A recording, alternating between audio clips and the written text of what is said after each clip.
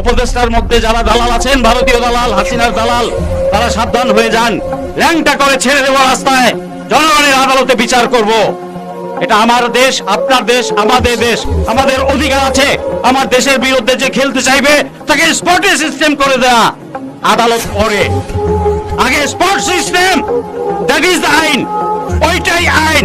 আমার দেশের প্রতিরক্ষার জন্য আমি সবকিছু করব, ওটাই হালাল, ওটাই জায়েজ।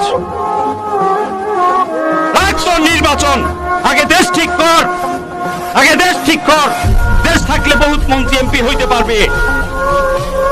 অতীতে বসার জন্য রক্ত দেই নাই। 35,000 পঙ্গু হয়েছে, 2,000 শহীদ হয়েছে। ফাইজলামি করবো না কেউ, কারো কোনো ফাইজলামি টলারেট করবো না আমরা। আমি আহ্বান জানাবো সকল জুলাই সংগঠনগুলো একত্রিত হন। আমি বলবো সবাই একত্রিত হন, জেগে উঠুন। ওরা পালাবে,